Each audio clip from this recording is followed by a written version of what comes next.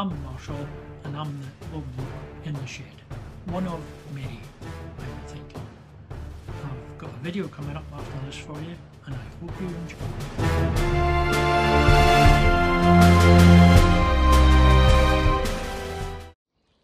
it. I am attempting to remove the steering wheel from the David Brown. I was at a sale yesterday and I got this puller and another puller. This has got 3 legs or 2 legs. The 2 legs is handy because you can screw it right up and stop the spanner falling through. Got this one and a similar one, £3. Also got some other stuff I'll show you in a bit. Let's see if we can get the steering wheel off. You may wonder why I'm trying to get the steering wheel off. It's because I've got a new steering wheel for it that I got at the sale as well. It's a smaller one, so I'm hoping it sits a bit higher, and because it's not so big that way, I'll be able to get off and on the tractor a bit easier. That is a serious amount of pressure on there.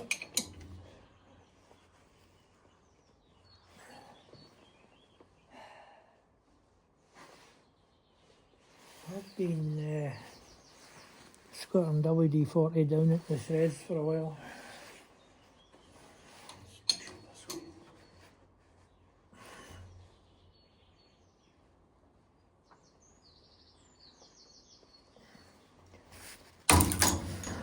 Mind you, I don't think it was the steering wheel. Oh yeah, we broke the steering wheel. Right. Okay, I'm not sure how I'm getting that off. Can't use heat.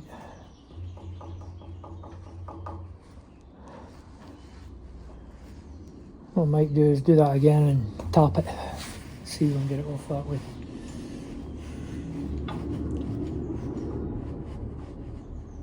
Or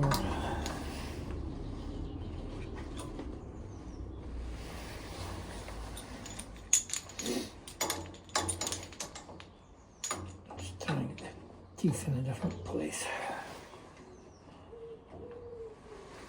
It's quite tricky to get everything to engage.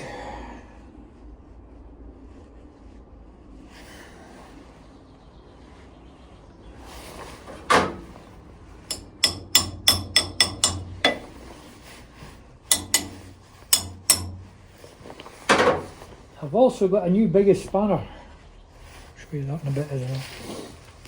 Well, here's my new biggest spanner. It's 2 3/16 inches.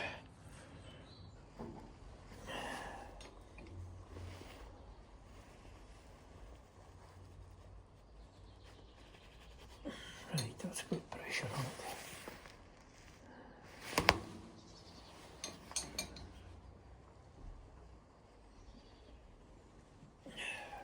That's got a lot of pressure on it.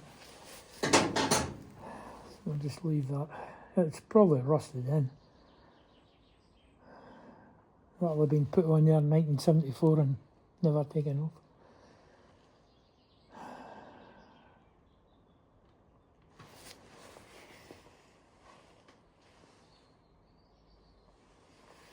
It's got quite a good hold.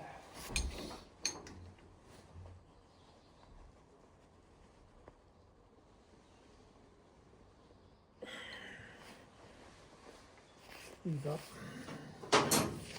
Okay, I'm just going to leave that and I'll maybe tap the bottom, put some more WD in, leave the pressure on it, and hopefully there's the newer steering wheel I've got. So Volkswagen, I think, yeah. And the horn button works in the middle. It's got a spline thread like this has got, but whether it'll fit or no, I don't know. But I was thinking if it's smaller, I can machine it out and then just, because that's alloy, the threads on the actual steering wheel should cut into it. Well, I eventually got the steering wheel off and it turned out to be a taper with a woodruff key sitting on the angle of the taper. So this is going to be fun to get the new Boss to match it. I am going to attempt to machine that steering wheel Boss to fit that taper on the David Brown there. I've been looking on YouTube and they're all using tangents and stuff like that, so because I've no idea how to do that because I never did maths at school 50 years ago, I've got a cunning plan, so I'll bring you back once I figure out all the angles. So I measured the little size and the big size and the distance between and drew it out on a bit of paper, and I got 87 degrees. Then I remembered I did this, and if we put that there and put that there, 87 degrees. So that's our angle to cut the taper at on the lathe. Not the easiest to see, but it's, where was it there? You can see that.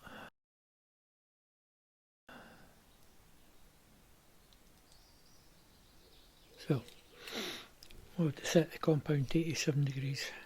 First thing I'm going to do, the smallest hole is 18 millimeters, so I'm going to run a 17mm drill through to start with, and the biggest hole is 22.5, I think. I'll measure it again anyway, and may just use 2 drills to get my starting sizes. Right, I've got the 17mm set up, so that's our littlest size, because this is up the way, that's down the way. Just let the oil spin up for a minute.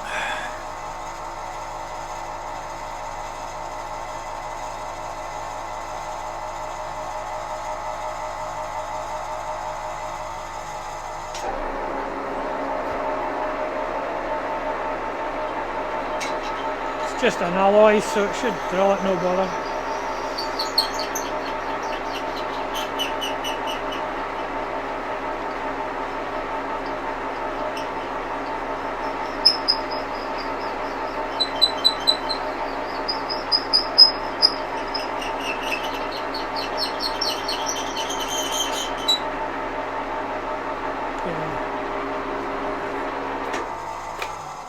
I'll have to check the length and the finishing size because it's going to be different from the steering wheel. We'll go into that. I'll bring you back in for as I do bits. I've got the compound set up, but it's not the right angle.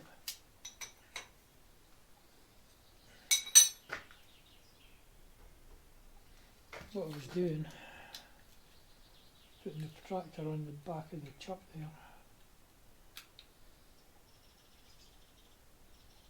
That's 5.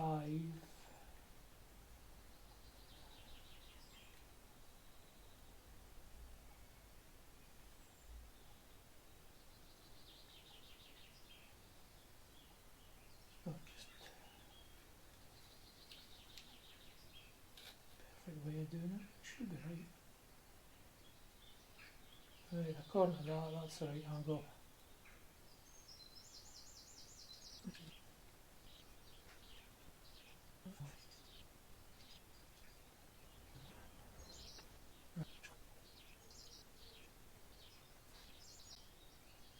This is where the people that know what they're doing will be laughing at me.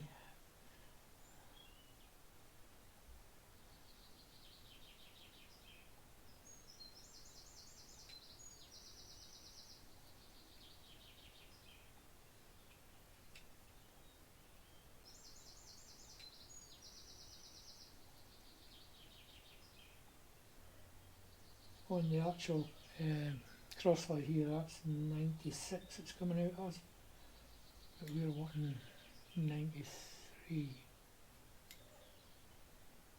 And there could be a bit of movement in the top to the bottom. Yeah, that's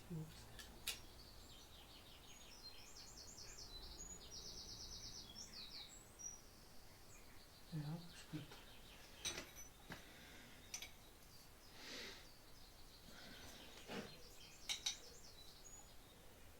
Now we'll have to loosen up the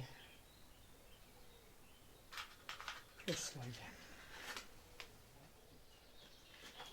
Okay, we know the outside width to be, this is slightly bigger than what we need to acquire. So what I think I'll do is I'll lock the cross slide in place and then just we'll use the compound.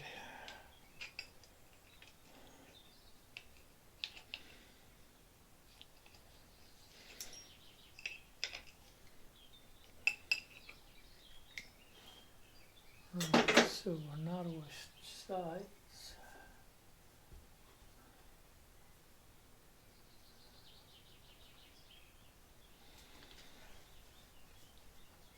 Just gonna hit about there.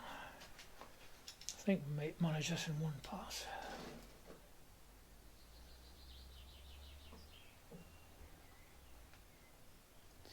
20 there, I think it's 21 we need.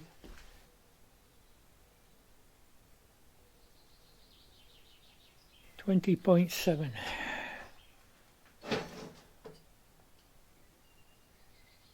Okay, that's more or less there.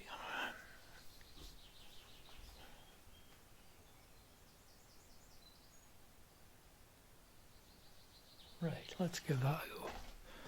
A bit more speed, I think.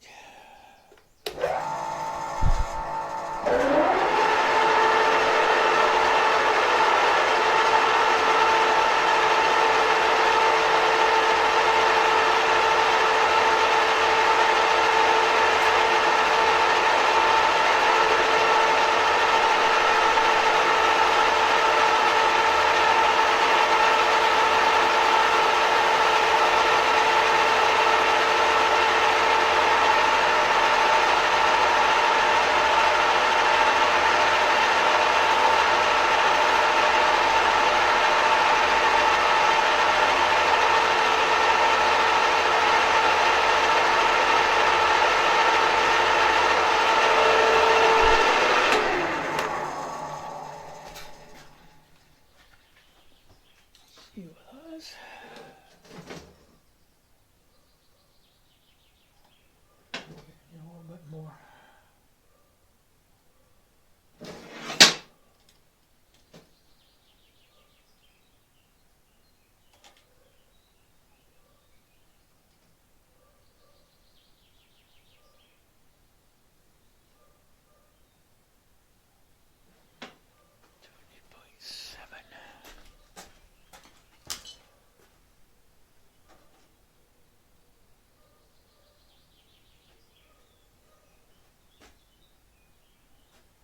$20.5.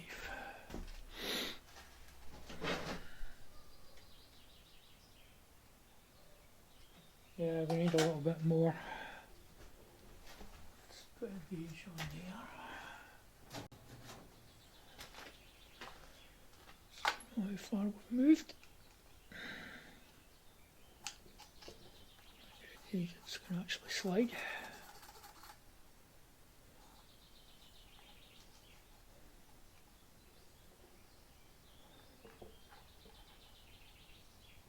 Right, this is metric, so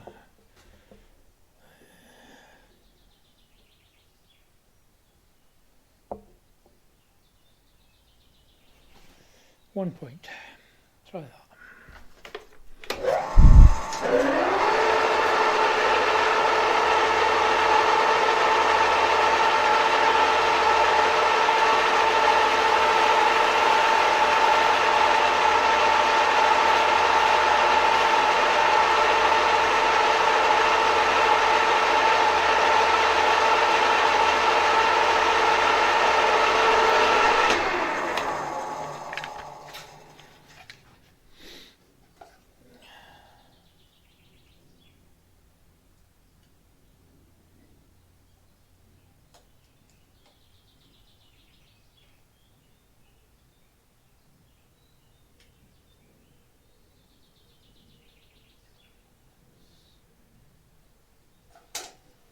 A bit more, I think.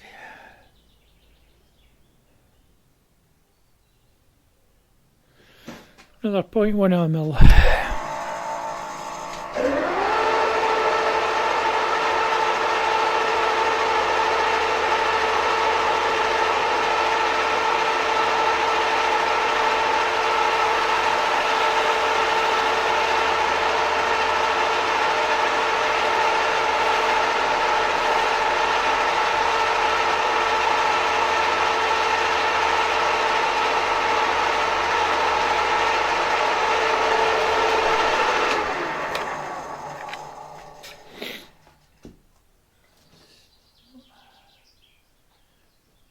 this hole in the boss, I don't think it's actually central to that boss in the first place. And it is indicated here to within 15 thou, but it wasn't round to start with.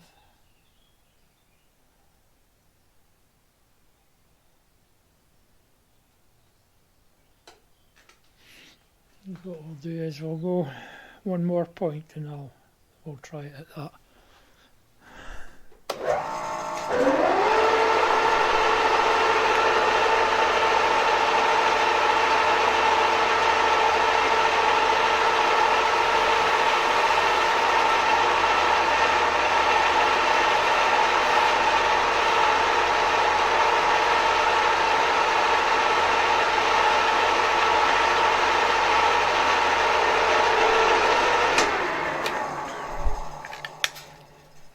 Right, I think that's nearly right out to the end there, so let's just put this back so I know where we were.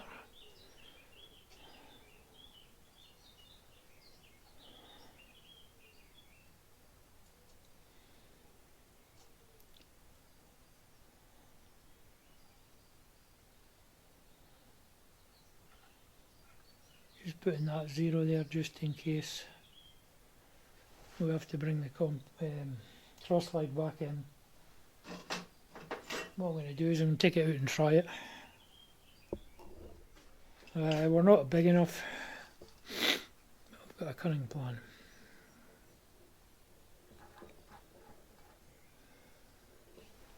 I'm going to measure it with my bore gauges. So we need the back end to be 18.7 millimeters.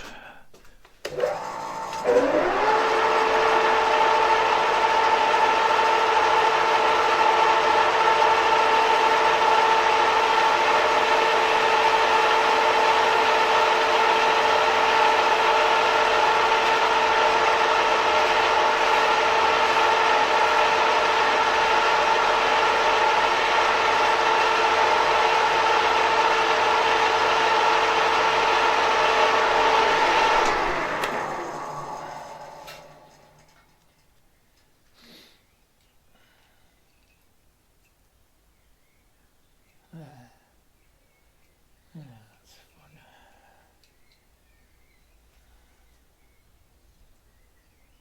It measures vertically the same as it does horizontally.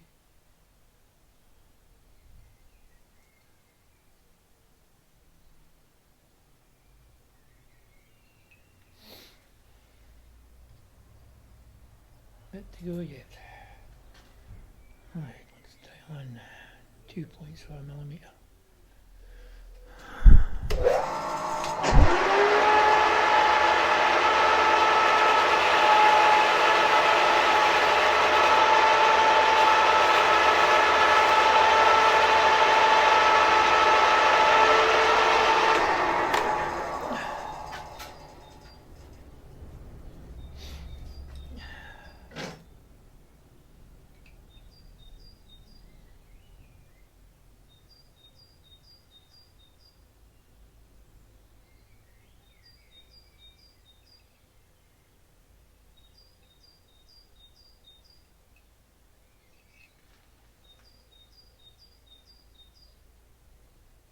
Bit more. Put another 2.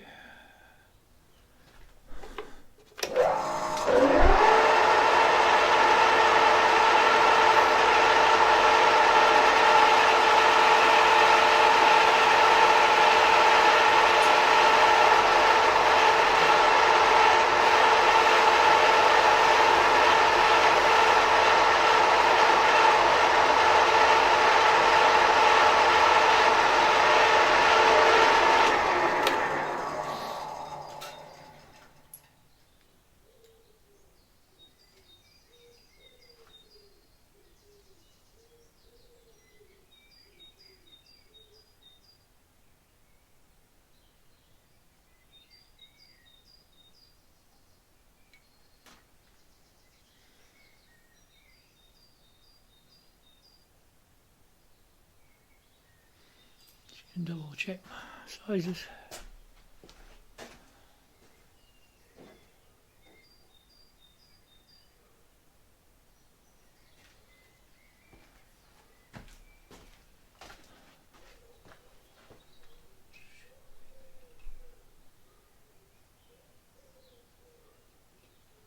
No, slightly bigger. Well, what we can do is we can always take something off that. Right, just check my size again.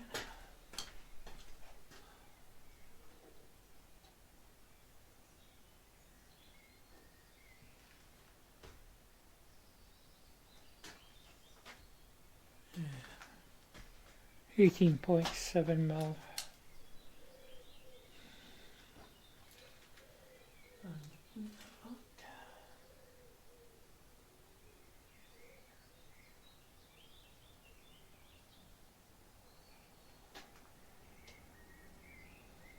Yeah, a bit less than that. Right, 2 points. Just there.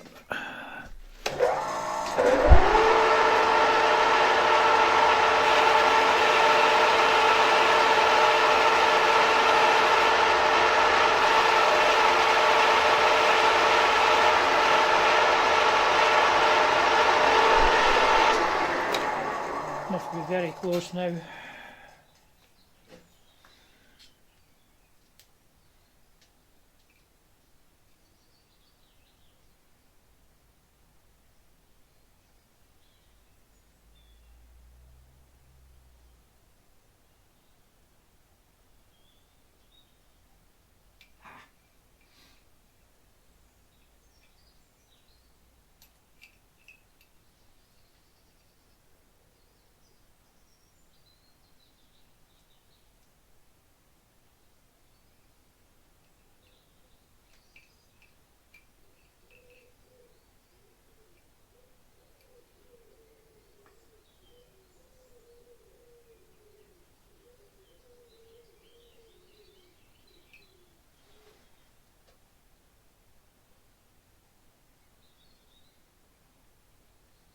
According to that, we're slightly bigger, so let's see if we get an accurate measurement.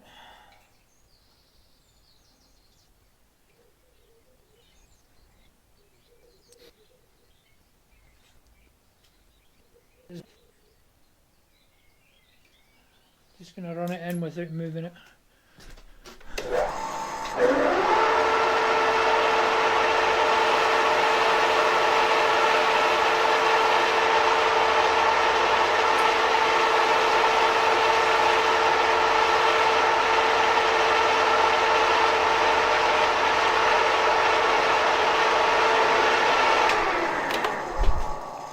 Right, I'll take it out and try it again.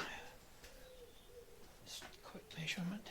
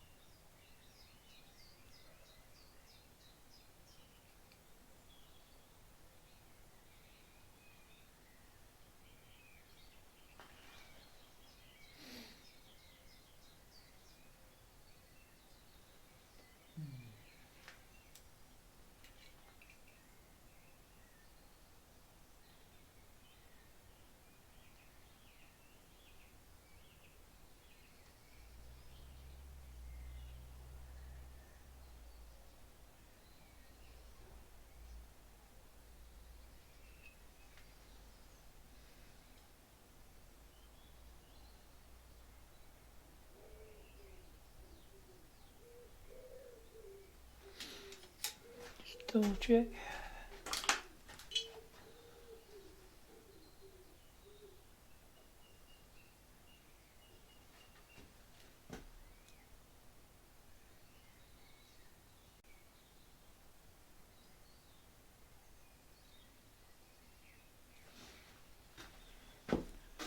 It looks like it's on size, but I'll take it out and try it. Well, that's it on, and it's fitting well. Give it a wee tighten. Don't know if you can see in the bottom there, but it's tight on the bottom and tight on the top. So what we need to do now is cut the woodruff slot in the right place. I'm going to do that in the Bridgeport. I'll explain why when we're doing it. What I'm planning on doing is modifying a parting blade tool, and then we can just pull the quill down and scrape bits off as we go. But if we use the Bridgeport and we've got it at exactly 90 degrees, we can use the Y-axis to move it back and forth if we need it wider than what the parting tool is already. Anyway, that's the more technical bit done. Mind you, I've still got it back off of there, but it's solid. Not even moving, well, it's just the movement and steering. This nut's need tightened, I think.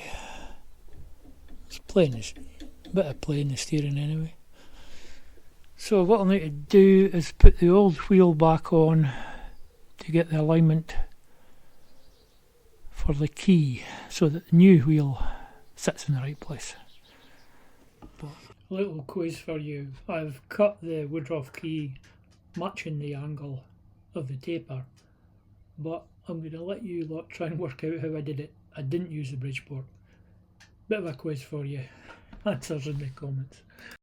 So that gives me about another 40mm clearance under it, which is good because it's easier getting the seat now. And that gap there is slightly bigger as well. Not much, but there's the right.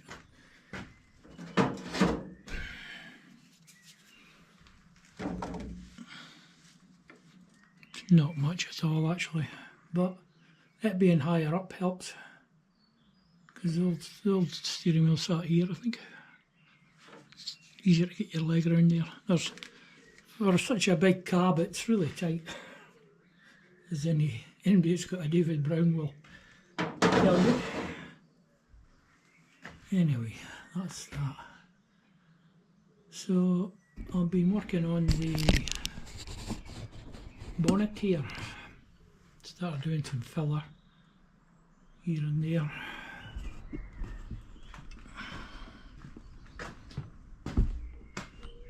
Just been building it up, sanding it down, usual. So it's taking shape. I had to move the filler for the petrol tank, not the petrol tank, the diesel tank, because I didn't quite get it in the right place when I built the tank, but it's accessible now. So the welds need filled with filler, which I might do now. In fact, I might take this outside and sand down some of the filler with a power sander. I've also added these metal bars both sides instead of just having a washer and a bolt that's got the bar. Seems to be stronger. So tin work, lots of tin work still. Let's finish the bonnet. That wing I'm not happy with, I'm going to alter it slightly. Get that done, and then the cab, and then the engine, I think. That'll be a wee while. It's looking a lot better than it did when it first come here. Well, I've been and bought another tractor. Sat beside the seaside at Dingwall for 2 years apparently. So it's got the steel rot in it. It does run, like we've got it running, but it's going to need a full service to get the oil changed and filters changed, and started with Aerostart. The back end oil will have to be changed as well because the water's been getting in down through there. I found a number plate attached to the front, so I'm going to see that. What my plan is to take that cab off and then I'll get it into the tractor shed and I can work on it in there. But body work takes a long time. Somebody that's done it will tell you. Fill, sand, and eventually you get it pretty. And we'll need new decals, but you can buy them, that's not a problem. I was trying out a flap sander disc, and it's quite good. It really polishes up the steel rather than digging into it like the angle grinder disc does. So anyway, that's that steering wheel done.